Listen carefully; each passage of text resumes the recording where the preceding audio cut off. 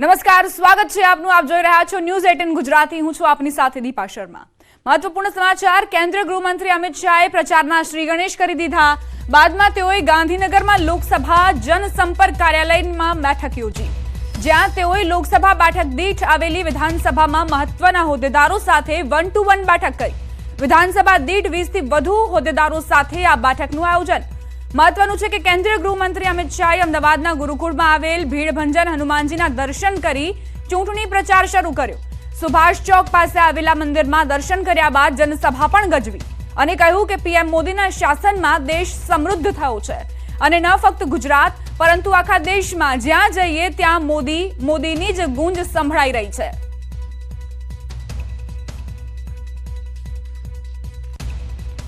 તો ગૃહમંત્રી અમિત શાહ, જેમણે પ્રચારના શ્રી ગણેશ કરી દીધા છે, તેમની જે બેઠક છે ગાંધીનગરની, તેને ફરી એક વખત જંગી લીડથી જીતવા માટે કમર કસી લીધી છે.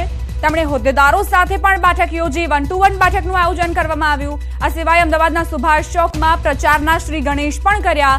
તો જનમેદની પણ તેમણે સંબોધી અને સાથે જ તેમણે 10 વર્ષ દરમિયાન મોદી સરકારે જે કાર્યો કર્યા છે તે કાર્યોથી પણ માહિતગાર કરાવ્યા અને સાથે જ કહ્યું કે દેશભરમાં મોદીની જ ગૂંજ છે અને જે લીડ 5 લાખથી વધુની લીડ સાથે જીતવાનો સંકલ્પ કરવામાં આવ્યો છે તેમાં સહભાગી થવા માટે જનતા પાસેથી પણ સમર્થન માંગ્યું.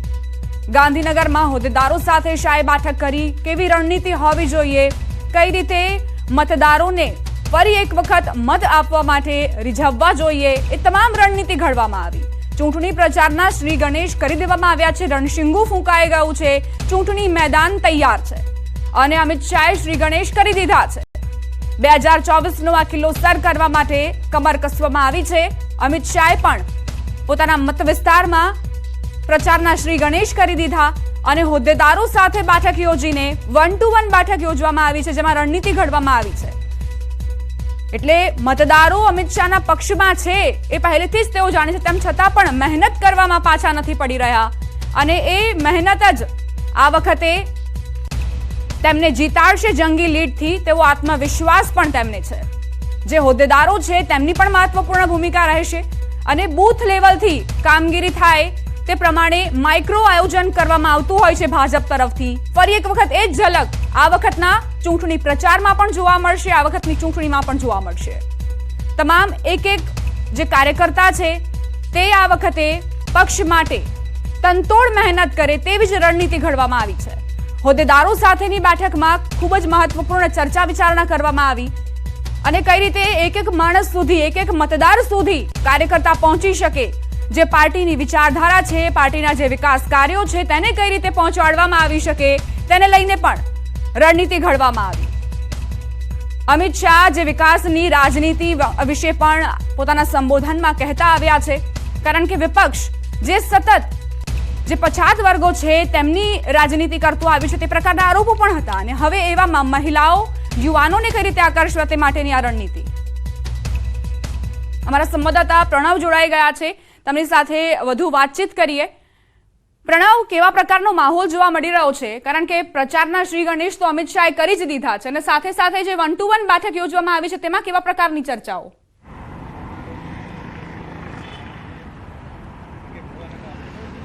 ચોક્કસ માની શકાય કે કેન્દ્રીય ગૃહ અને સહકારિતા મંત્રી અને સાથે ગાંધીનગર લોકસભાના જે ઉમેદવાર છે અમિત શાહ તે પોતાના કાર્યાલય પર પહોંચ્યા છે, કારણ કે તેઓ વહેલી સવારે જ જે કહી શકાય કે ચૂંટણી પ્રચારની શરૂઆત તેઓ કરી હતી. જે મેમનગર ખાતે આવેલું જે હનુમાનદાદાનું મંદિર છે તે મંદિરે જઈને તો દર્શન કર્યા હતા. ત્યાં તેઓ પૂજા વિધિ કરી હતી અને પૂજા વિધિ કર્યા બાદ તેઓ પોતાના જે કાર્યાલય છે જલસા પાર્ટી પ્લોટ કહેવામાં આવે છે કાર્યાલય ઉપર પણ દ્રશ્યો આપણે બતાવી રહ્યો છું. બહારના દ્રશ્યો છે કે અંદર તમામ જે અગ્રણી નેતાઓ છે, જે વિધાનસભા દીઠ જે નિરીક્ષકો છે, ઇન્ચાર્જ છે, એ તમામ લોકો એ બેઠકની અંદર ઉપસ્થિત છે. 1-to-1 બેઠક છે અમિત શાહ તમામ લોકો સાથે કરી રહ્યા છે અને સમગ્ર જે લોકસભા ક્ષેત્ર છે તેમાં જે 7 વિધાનસભાઓ આવી રહી છે, સાથે 7 વિધાનસભાના જે નિરીક્ષકો છે, જે ઇન્ચાર્જ છે, એ તમામ લોકો સાથે 1-to-1 મુલાકાત કરીને ફીડબેક લઈ રહ્યા છે કે કયા મુદ્દાઓ લઈને ત્યાં જવાનું છે. સાથે જ જે લીડ સૌથી વધુ વધે તે પ્રકારની રણનીતિ કઈ રીતે બની શકે ભારતીય જનતા પાર્ટી તરફથી. કારણ કે CR પાટીલે તો કહ્યું છે કે દરેક લોકસભા જે બેઠકો છે તેમાં લીડ છે તે 5 લાખથી વધુ થાય, પરંતુ ગાંધીનગર લોકસભાની જે લીડ છે તે વધુમાં વધુ કઈ રીતે પહોંચી શકે, તે કઈ રીતે લોકો સુધી, બૂથ સુધી કઈ રીતે કાર્યકર્તાઓ પહોંચી શકે, તેનું મેનેજમેન્ટ કઈ રીતે થઈ શકે, એ તમામને લઈને અમિત શાહ ખુદ માર્ગદર્શન આપી રહ્યા છે. અને સાથે જ થોડી મિનિટો પહેલાં જ રાજ્યના મુખ્યમંત્રી પણ અહીં પહોંચ્યા હતા. તેઓ ખાલી માત્ર મુલાકાત કરી, ઔપચારિક મુલાકાત બાદ તેઓથી નીકળી ગયા છે. અને હાલ અમિત શાહ જે છે એ તમામ જે બૂથના અને જે જવાબદાર કાર્યકર્તાઓ છે તેની સાથે 1-to-1 મુલાકાત છે તે કરી રહ્યા છે. અને આ મુલાકાત જે મેરેથોન બેઠક છે તે લાંબી ચાલશે, કારણ કે સાથે સાથ વિધાનસભા જે બેઠકો છે તેના તમામના નિરીક્ષકો, ઇન્ચાર્જો છે, તેના જે જવાબદાર પદાધિકારીઓ છે, એ તમામ લોકો સાથે તેઓ 1-to-1 મુલાકાત કરવાના છે. જી આભાર પ્રણવ જાણકારી આપવા માટે. તો અમિત શાહે પ્રચારના શ્રી ગણેશ કરી દીધા છે અને સાથે જ જે હોદ્દેદારો છે, કાર્યકર્તાઓ છે, તેમની સાથે પણ 1-to-1 બેઠક કરવામાં આવી રહી છે.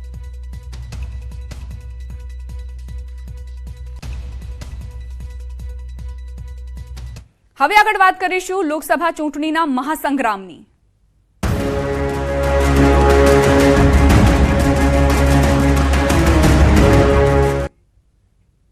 લોકસભા ચૂંટણી અંગે ભાજપની બેઠક આવતીકાલે દિલ્હીમાં ભાજપની બેઠકનું આયોજન કરાયું છે. તમામ પ્રદેશોના ચૂંટણી સંયોજકોના વર્કશોપનું આયોજન કરાયું છે. દિલ્હીમાં ભાજપ મુખ્ય કાર્યાલયમાં આ બેઠક મળવાની છે. લોકસભાની ચૂંટણીમાં કઈ રીતે રણનીતિ ઘડવી તે માટે જ આ વર્કશોપનું આયોજન કરવામાં આવ્યું છે.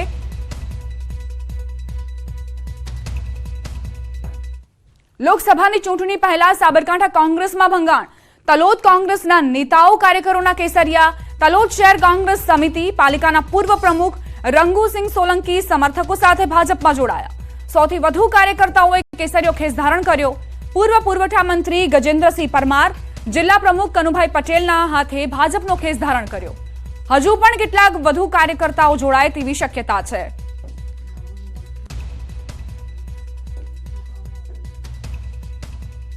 સુરતમાં ફરી એક વખત ગ્રીષ્માકાંડ જેવો બનાવ બનતા અટક્યો છે. લગ્નની ના પાડતા પ્રેમિકા પર પ્રેમીનો હુમલો. જહાંગીરપુરામાં પ્રેમિકા પર પ્રેમીએ જીવલેણ હુમલો કર્યો. દીકરીને બચાવવા જતા માતા પર પણ હુમલો થયો. છરીથી હુમલો થયો હોવાની જાણકારી છે. પોલીસે ફરિયાદના આધારે પ્રેમી પ્રતીક મનોજ પટેલની હત્યાના પ્રયાસના કેસમાં ધરપકડ કરી છે. તો લગ્નની ના પાડી પ્રેમિકાએ અને પ્રેમીનો પિત્તો ગયો અને તે પહોંચી ગયો પ્રેમિકાની હત્યા કરવા માટે. જોકે તેની માતાએ વચ્ચે પડીને પ્રેમિકાને બચાવી લીધી, યુવતીને બચાવી લીધી અને જે યુવક છે તે હવે પોલીસ સકંજામાં છે. ચાલુ ગાડીએ મને ગાડા પર ચપ્પુ વડે મારવા ગયો.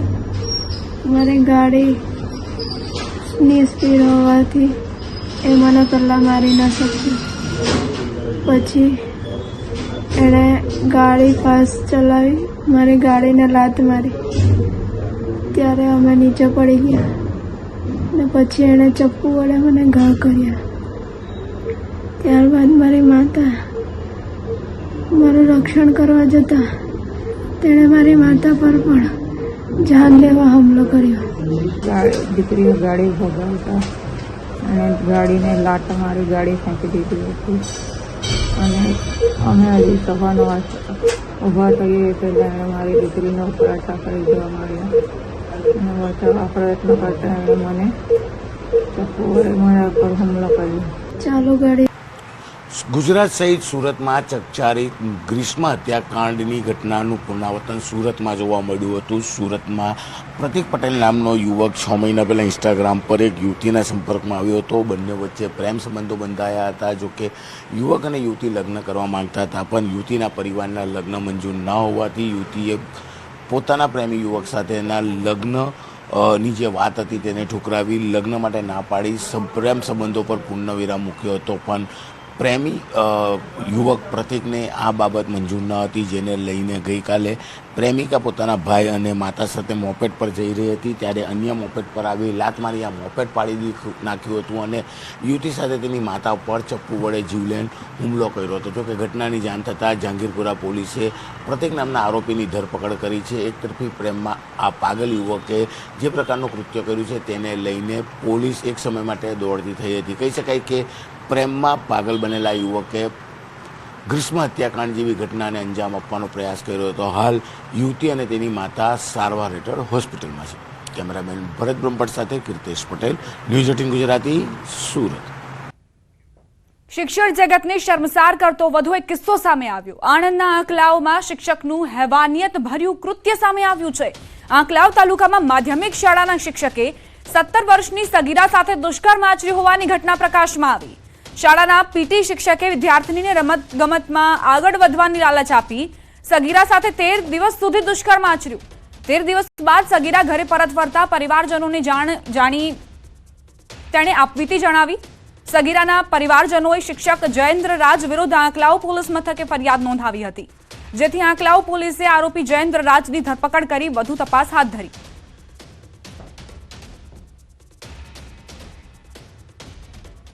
અમદાવાદમાં ફ્લેટમાં આગ લાગી, જેમાં એકનું મૃત્યુ થયું છે અને 210 ને બચાવાયા।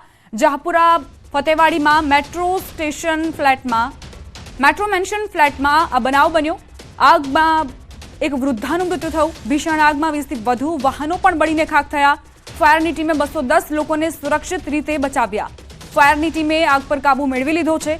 અસામાજિક તત્વોએ આગ લગાડી હોવાનો સ્થાનિકોએ આરોપ મૂક્યો, જે બાદ વેજલપુર પોલીસે એકની ધરપકડ કરી છે।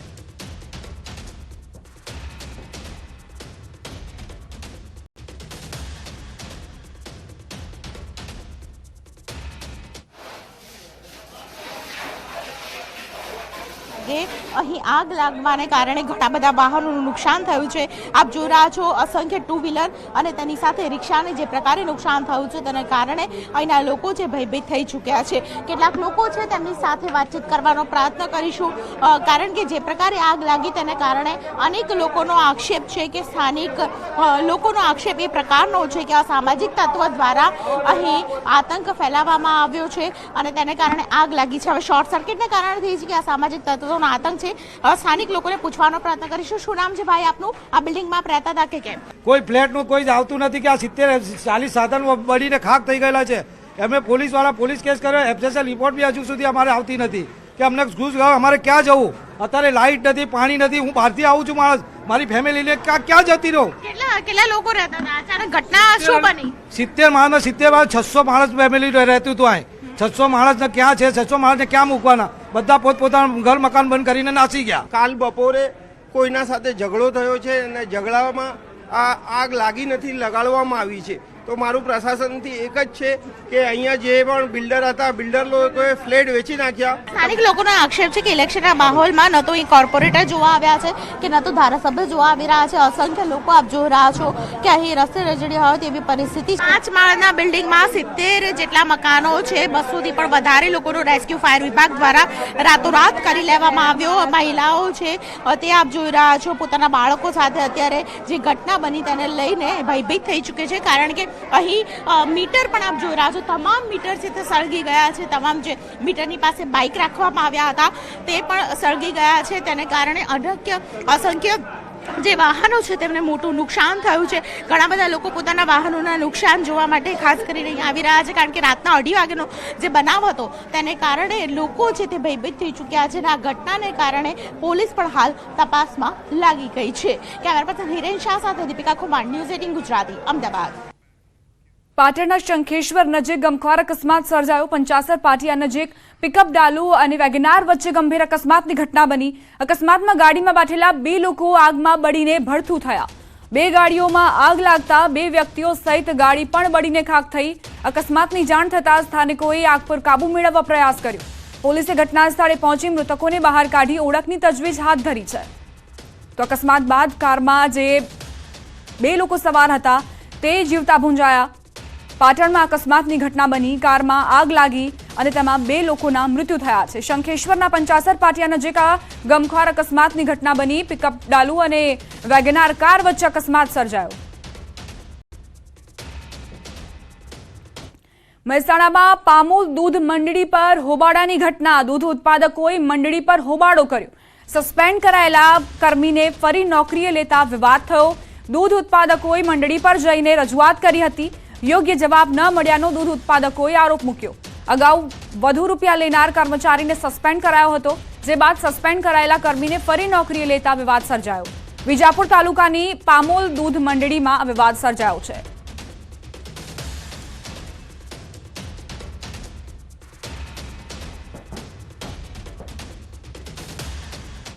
બુલેટિનમાં રોકાઈશું એક નાનકડા વિરામ માટે. આપ જોતા રહો ન્યૂઝ 18 ગુજરાતી.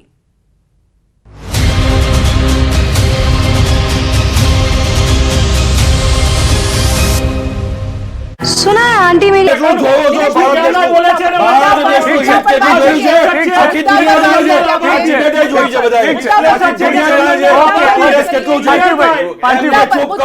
હું ચૂપ નહીં જાઉં. એક મિનિટ મુદ્દા પર ઉત્તરાખંડમાં ક્યાં છો તમે? એલિગેશન મુકતા પહેલા વિચારો પોતાના વિષય ઉપર કેટલા ડાઘ છે. નિલેશભાઈ ઓકે ઉત્તરાખંડમાં ક્યાં છો તમે? બસ એ જણાવી દો. ઉત્તરાખંડનો મુખ્ય મુદ્દો, ઉત્તરાખંડના યુવાનોનો મુખ્ય મુદ્દો પહેલા પણ મેં ચર્ચા કરી છે. ઉત્તરાખંડમાંથી સૌથી વધારે સેનામાં ભરતી થવા વાળા યુવાનોની ટકાવારી ખૂબ વધારે છે. અગ્નિવીરનો મુદ્દો ત્યાં હાવી થઈ રહ્યો છે. જે યુવાનો તમે જોશો કે અગ્નિવીર માટે ત્યાં મોટા પ્રમાણમાં જે આર્મીમાં પ્રવેશ કરવા માંગે છે, આર્મીમાં નોકરી લેવા માંગે છે, એવા યુવાનો અત્યારે મુખર થઈને ઉત્તરાખંડમાં બોલી રહ્યા છે. બીજો મુદ્દો કે ત્યાંના જે જોશીમઠનો ઇસ્યુ છે, પર્યાવરણના મુદ્દા છે, જેથી કરીને લોકોના જનજીવન ઉપર ખૂબ મોટો પ્રભાવ પડી રહ્યો છે. આ મુદ્દાને લઈ ભારતીય રાષ્ટ્રીય કોંગ્રેસ ઉત્તરાખંડમાં પ્રચાર કરવાની ઠીક છે. ઓકે તો પછી બીજેપીનો દબદબો કેમ છે ત્યાં? જો આ જ બધા મુદ્દા હોય તો બીજેપીનો દબદબો કેમ ઉત્તરાખંડમાં? તો પછી જો મેં તમને શું કીધું કે ઉત્તરાખંડ હોય ત્યાં ડબલ એન્જિનની સરકારો, અમે છે ને અમારો રિપોર્ટ કાર્ડ લઈને જઈએ છીએ. અમારી પાસે હું ડંકાની ચોટ પર કહું છું, હું ભારતીય છું, હિન્દુ છું, એનો મને ગર્વ છે. રામ મંદિરનું નિર્માણ કરવું એ અમારી સંકલ્પમાં હતું ને અમે એના ઉપર કામ કર્યું છે. પણ એની સાથે અંત્યોદય સુધી જવું એ મુદ્દા પર બી કામ કર્યું છે. અમે ભારતના અમારી પંચનિષ્ઠામાં સાંસ્કૃતિક રાષ્ટ્રવાદની સાથે વિજ્ઞાન બી છે અને અંત્યોદય સુધી જવાની ભાવના છે. તો અમારી પાસે બધા રિપોર્ટ કાર્ડ છે. અમે કોઈ ધ્રુવીકરણની રાજનીતિ નથી કરતા, અમે અપીઝમેન્ટ પોલિટિક્સ નથી કરતા કે ભાઈ ફર્ટિક્યુલર. અને બીજી વસ્તુ સંધ્યાબેન, અમે એવું નથી કહેતા કે આ અમારી વોટ બેંક છે, કારણ કે લોકશાહીમાં કોઈ પણ કાસ્ટ, કમ્યુનિટી, ધર્મને પોતાની વોટ બેંક કહેવીને એ જ આદર્શ લોકશાહીનું સૌથી મોટું અપમાન છે જે કોંગ્રેસ કરતી આવી છે. વંચિતો શોષિતોની રાજનીતિ, અપીઝમેન્ટની રાજનીતિ, એમના માટે ક્યારેય જનધન ખોલાવા નહીં, મુસ્લિમોને એ એજ્યુકેશન આપવું જ નહીં કે એ પોતાની વિચારોથી આગળ આવીને મેઇન સ્ટ્રીમમાં આવે. અમારા નેતાઓ, તમે નીતિન ગડકરીજીનું સાંભળો, તમે સાંભળો કે આદરણીય પ્રધાનમંત્રીજીએ કીધું છે કે એક હાથમાં કુરાન હોવી જોઈએ ને એક હાથમાં કોમ્પ્યુટર હોવું જોઈએ. નીતિન ગડકરીજી વાંચ્યું છે કે તમે કઈ નાના નાના કામો કરવા માટે નથી બનાવ્યા. શા માટે એ લોકો ડોક્ટર ના બની શકે, એન્જિનિયર ના બની શકે? એ હેમંત બિસ્વાએ પણ ચીફ મિનિસ્ટર તરીકે કહ્યું છે. એટલે મહેરબાની કરીને આ જે તુષ્ટિકરણની રાજનીતિ છે, વોટ બેંકની રાજનીતિ છે, અમે ક્યારેય કરી નથી. અમે અમારી વિચારધારામાં સ્પષ્ટ રહ્યા છે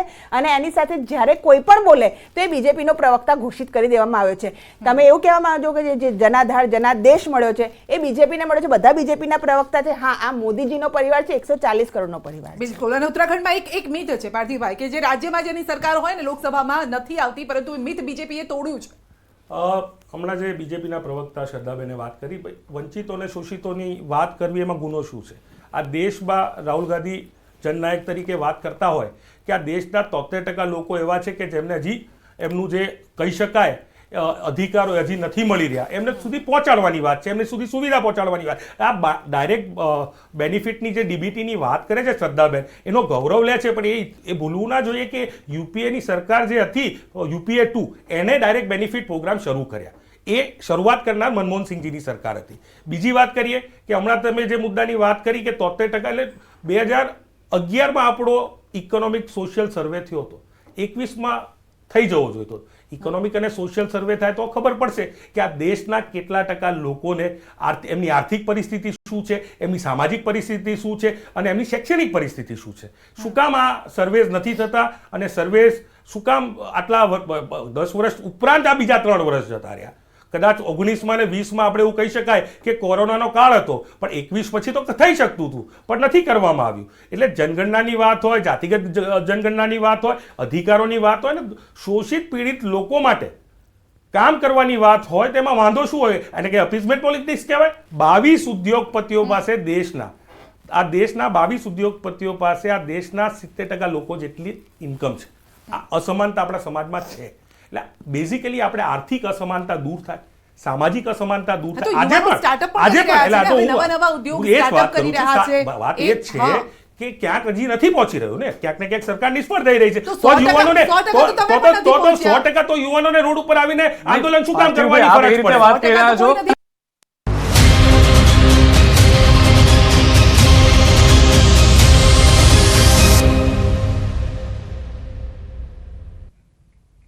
વિરામ બાદ સ્વાગત. સમાચાર સાબરકાંઠાથી. વડાલી કિસાન સંઘ અને ખેડૂતો આકરા પાણીએ જોવા મળ્યા. ખેડૂતોએ નગરોડ પ્રશાસન સામે બાયો ચડાવી. માવઠાથી થયેલ નુકસાનીના સર્વેને લઈ ઉગ્ર આંદોલન કરવામાં આવી રહ્યું છે. મોટી સંખ્યામાં ખેડૂતો વડાલી એપીએમસી પહોંચ્યા. નુકસાનીનો સર્વે ન થતા વડાલી શહેર સજ્જડ બંધ રહ્યું. ખેડૂતોના સમર્થનમાં બજારો સંપૂર્ણ બંધ રાખવામાં આવી છે. બંધના એલાનને લઈ શહેરમાં સવારથી જ સન્નાટો વ્યાપી ગયો છે. નુકસાનીનો સર્વે અને વળતર આપવા માટે ઉગ્ર માંગ કરવામાં આવી રહી છે. માર્કેટ યાર્ડમાં ખરીદી તેમજ વેચાણ સંપૂર્ણપણે બંધ રખાયું છે. સર્વે કરી તાત્કાલિક વળતર ચૂકવવાની માંગ સાથે બેઠક કરાઈ. માંગ નહીં સંતોષાય તો ઉગ્ર આંદોલનની ચીમકી ઉચ્ચારાઈ. ખેડૂતોએ કહ્યું, આગામી સમયમાં નુકસાનીનું વળતર નહીં ચૂકવાય તો ઉગ્ર આંદોલન થશે. વડાલી એપીએમસી ખાતે ચુસ્ત પોલીસ બંદોબસ્ત ગોઠવવામાં આવ્યો છે. વહીવટી પ્રશાસને પોલીસની પણ મદદ લીધી છે.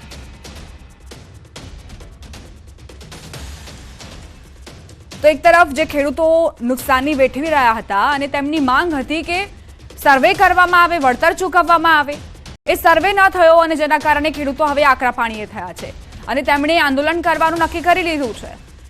આજે સમગ્ર બજારો બંધ રહી વડાલીમાં અને ખેડૂતોની આ માંગને તેમણે સમર્થન પણ આપ્યું. સાથે જ માર્કેટિંગ યાર્ડમાં જે ખરીદ વેચાણ હતું તે પણ બંધ રહ્યું અને બંધના એલાનમાં સૌ કોઈ સમર્થન પણ આપી રહ્યા છે. અમારી સાથે અમારા સંવાદદાતા ઈશાન પરમાર જોડાઈ ગયા છે વધુ જાણકારી સાથે. ઈશાન, ખેડૂતોએ હવે નિર્ણય લઈ લીધો છે પ્રશાસન સામે બાયો ચડાવવાનો, શું વધુ જાણકારી?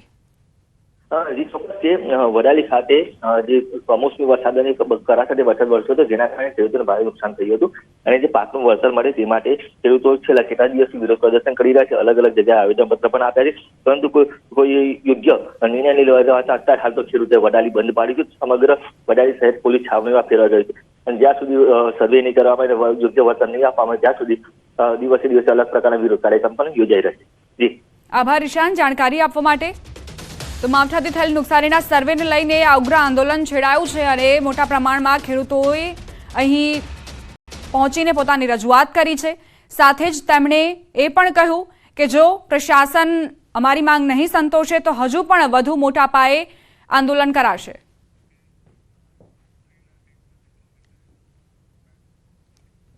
આ સાથે જ બુલેટિનમાં અત્યારે બસ આટલું જ. વધુ સમાચાર માટે આપ જોતા રહો ન્યૂઝ 18 ગુજરાતી અને જતા જતા નજર કરીએ ટોપ 3 ન્યૂઝ પર. ભાજપમાંથી સસ્પેન્ડ કરાયેલા દેવુબેન જાદવ અને મનસુખ જાદવ પર વધુ એક આરોપ.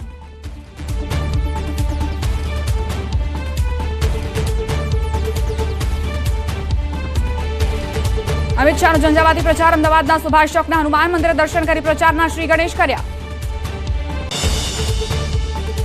લોકસભા ચૂંટણી પહેલા ભાજપની મહત્વની બેઠક દિલ્હીમાં. આવતીકાલે તમામ પ્રદેશોના ચૂંટણી સંયોજકોના વર્કશોપનું આયોજન.